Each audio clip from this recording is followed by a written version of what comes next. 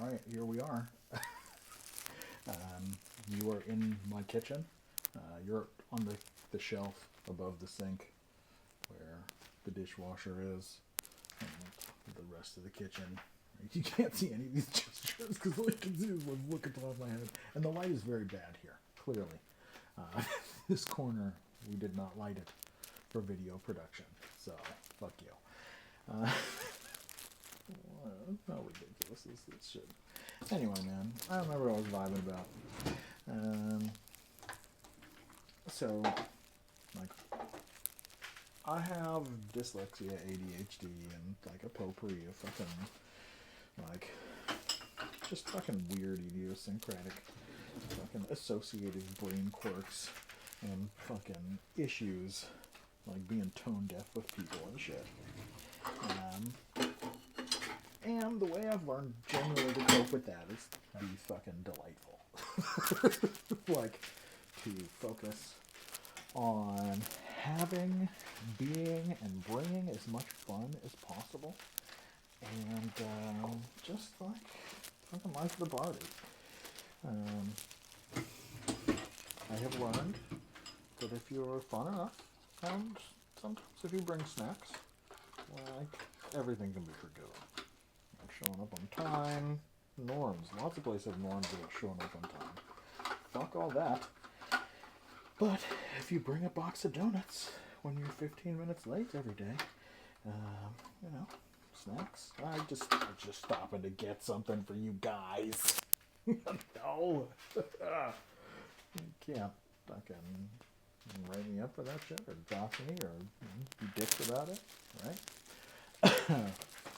Anyway. Sarah, my person, my home, total partner of my life.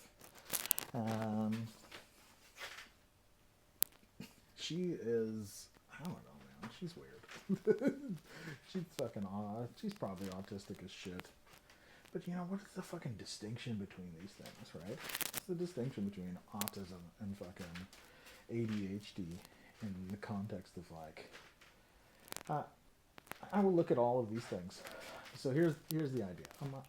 I look at all of these things: autism, ADHD, PTSD, fucking anxiety, depression, burnout, whatever you got, right? We've got a degenerative culture, right? Generally speaking, capitalism doesn't give a fuck about you and just looks at you as a stupid consumer. Just consume, and you must have money to consume. So you must have money to now live and exist. Because I'm so estranged from any way that I could live and exist without money, and I'm sort of kind of like stuck on this island that I don't know how to get off of. So degenerative culture times digital. Now at the speed of digital, accelerated everywhere, 24/7.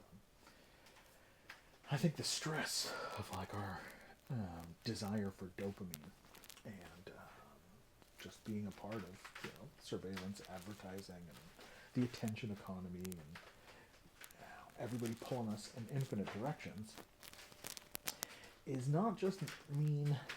I think all of these new mental disorders.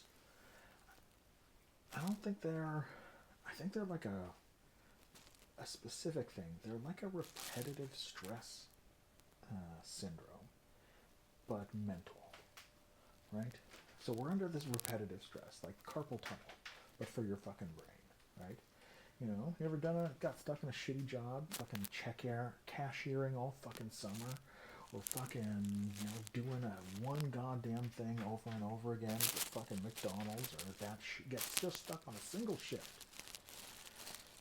Get stuck on something that's effectively a fucking, like, conveyor belt. The Dutch term is lopende bandwerk, right? Conveyor belt work. The thing just goes by. And so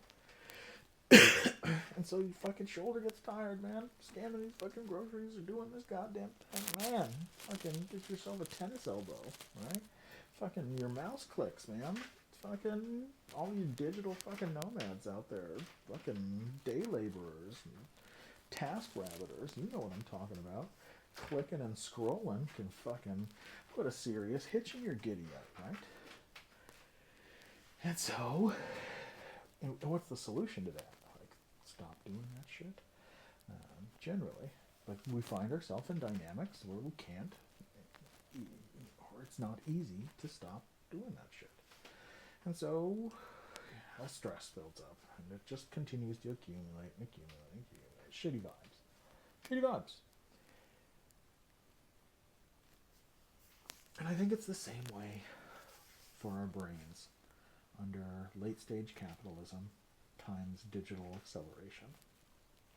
Like, we're in the midst of a grand experiment as capitalism crashes around us. And our culture, suffers this cascading tipping points of biodiversity collapse. Like, we don't even notice, right? Climate catastrophes, political fucking shit shows, fucking try to kill that motherfucker. I mean, for real, man. That's not the vibe, man. Like, it's gotta be safe to be a fucking jackass, just like it's gotta be safe to just mind your own fucking business. It's gotta be okay. Like, I don't know. Maybe. I'm not so estranged from violence, but fuck. Come on. No, I lost the thread. Gotta get back to the point. Repetitive stress for our fucking brains. So under the stress of capitalism, under the stress of, like, the attention economy, being addicted to our phones, being estranged from our fucking extended families, being lonely and isolated, and looking at our device to satisfy our needs, looking for technology to satisfy our needs. Repetitive stress syndrome, and you multiply that times every fucking day. Continuous scroll, need to get more dopamine, stress. So, carpal tunnel for fucking your brain gives you autism, ADHD, all that shit. Because, it could be the same response. It can all, you can have every one of those disorders and exhibit the same behavior in some instances. So, what's the goddamn difference? So that's the insight of doing the dishes. Now that I've set this thing up here to talk while I was doing the dishes, I did not actually do the dishes. And that's probably for the best, because, doing the dishes is also fucking noisy, I think. Maybe, I can try it. You can test it out and see how shitty the vibe is. Let me just, small simulation. I will clean my favorite fan, my carbon steel fan, and my knives. That's it. I've got 3 knives here. They need cleaning. I've got a fucking frying pan. It needs cleaning. Let's try and do that and see how fucking obnoxiously loud doing this shit is, and whether or not I'm still fucking audible. The problem is now that I told my story, I don't have any fucking thing to talk about, even though there's an infinite amount of shit I have to talk about. I didn't prepare anything. That may or may not be the best vibe. Not having any clue what the fuck you're gonna go with, but hey. Could also just be like a fucking freestyle, poetry style, stream of thought, whatever. Could be dark. But it's not, probably not. Probably just gonna be average, whatever, regular everyday meat. Some people like that, some people don't. And I'm okay with it, so I'm in charge of meat. 4 knives, I didn't count correctly. So I'm just gonna go for it. So another interesting project that is, I say project, but it's just the nature of my life, around this neurodivergence is also comedy. So I have learned to cope by being delightful, gregarious, and very fun. I really like those things. And most people do too. And I want to hang out with people who like that, who want those things in their lives. And so, my wife, however, has, like, if I had to describe her in one term, meaningful. Like, she is a meaningful, earnest human being. And also has a very curious and wicked sense of humor, right? Often does not get jokes. Doesn't get sarcasm, cynicism, and shit like that. But will laugh her fucking ass off if you trip and fall in front of her. Like, if you fall and hurt yourself bad, we'll just laugh out loud. Like, piss, not actually, but like, pee your pants fucking laughing. Like, oh my god! You fell! In the face. To our kids.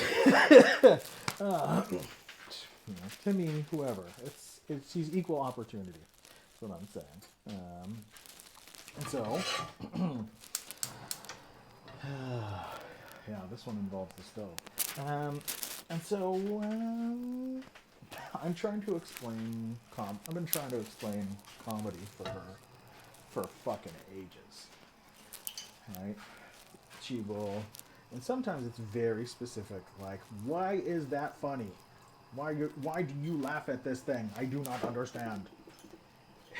And then I have to do the worst thing in the world, which, as we all know, is explain a joke. Like, oh, I know it's not funny. It's not a punchline, but it's fucking horrific. Like, have something really funny, have somebody not get it, and then try and explain that funny thing and see if you're still laughing. Almost certainly, absolutely fucking not. It's a total buzzkill. It's a vibe killer.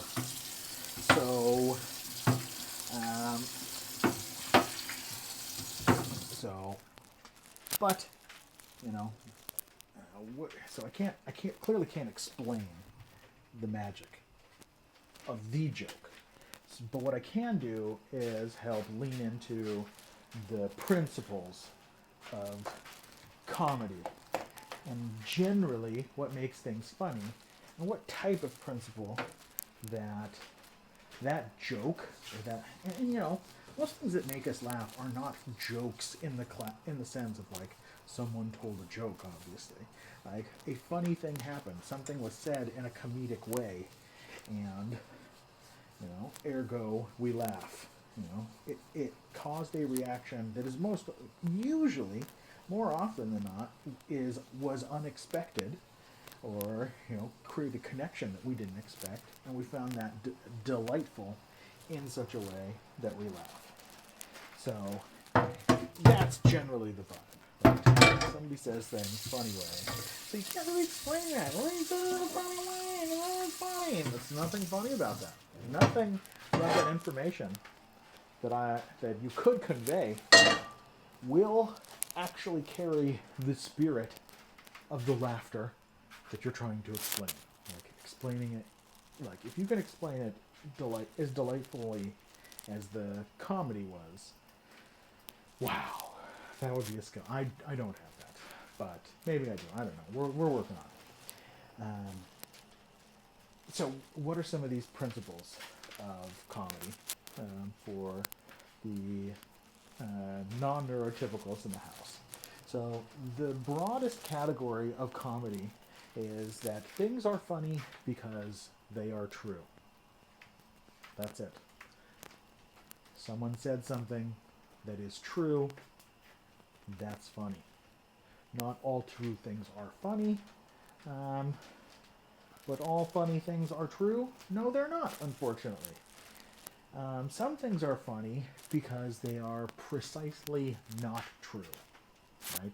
You can be so accurately 180 degrees from true that you represent by proxy of your oppositeness that you recognize what true is, because you're precisely not true.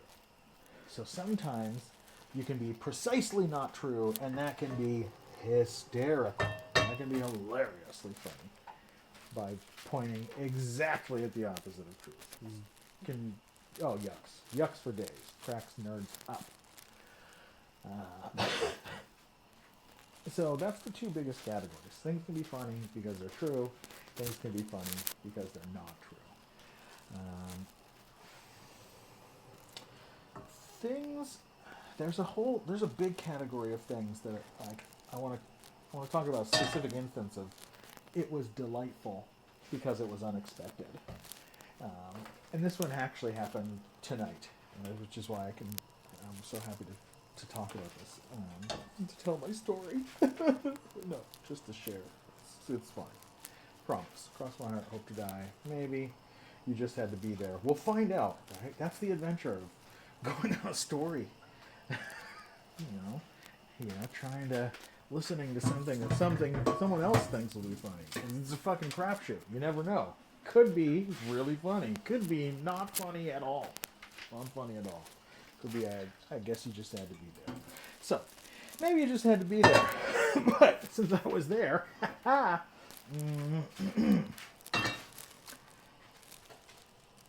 equally yoked. Have you heard this expression before?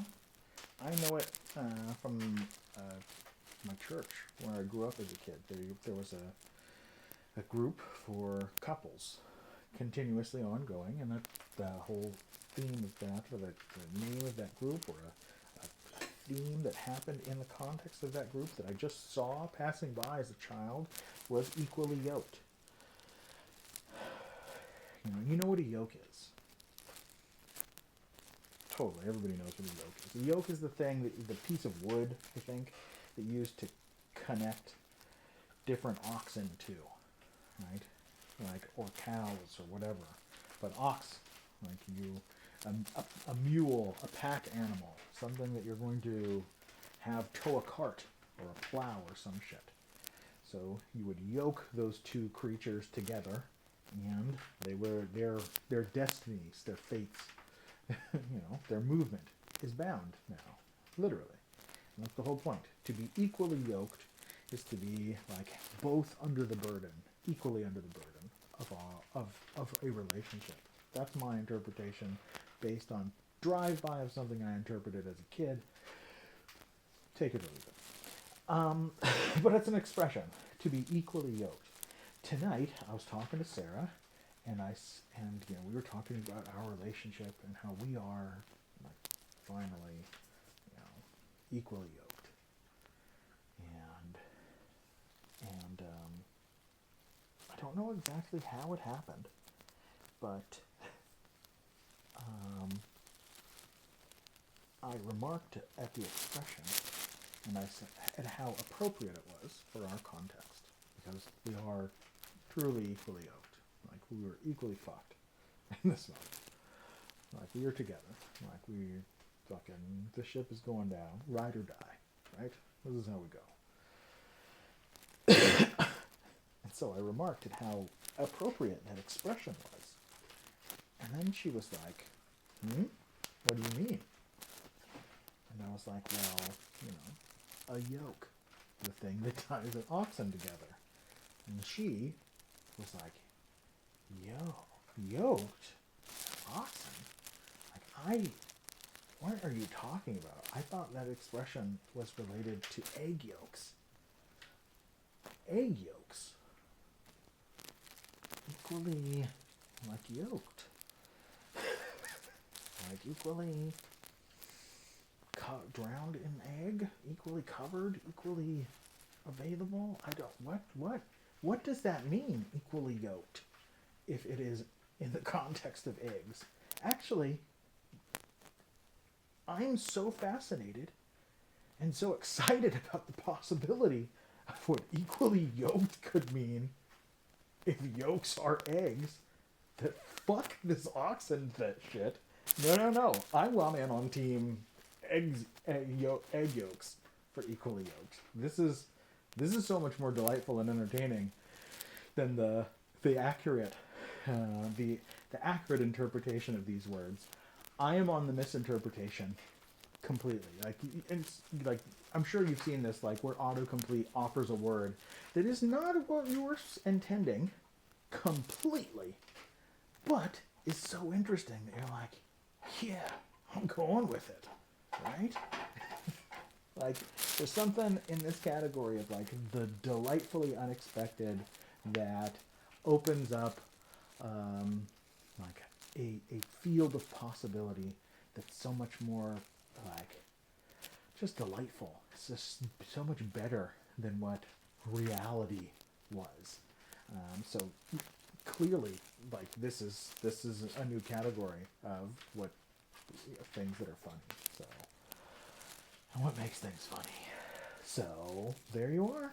Wow, that was my story. I guess you just had to be there, or you get how funny it is to make a mistake and just be excited at how much better that mistake makes your life, right? I mean, I guess I'm gonna keep going. So wax poetically, the fucking Dunning-Kruger effect, right? To be stupid and leap into something like horrifically unprepared, tragically unprepared, and because of that trial by fire, because of that baptism, to gain significant proficiency, like so extraordinarily fast that it almost defies belief. Like happy fucking accidents, like stupid shit that winds up so much better than being fucking rational and doing the thing that makes sense and like being logical. Fuck that noise. Bore me to death. No thank you. So, here we are. In the delightful confusion of some shit. So, why don't I go on that Dunning-Kruger effect? Because that, I mean, I am that guy. Like, that's how I got into coaching and agile. Because stuff definitely more just about it. And I should probably remain as mysterious as possible for as long as possible. How was this for you? It's probably too long. Maybe there's something interesting, funny. Tell me what you thought about it. I don't know. Maybe it's completely stupid. Maybe this is never going to happen again. And this is just this one off. Maybe this is my moment. And maybe this is virality. Wouldn't that be some shit, huh? I mean, I try to be iconic and legendary enough. So would be about time. Saying that out loud makes me blush. But, would also be totally unsurprising at the same time. I don't know what to say. Anyway, see you next time. Kisses. I'm going to bed.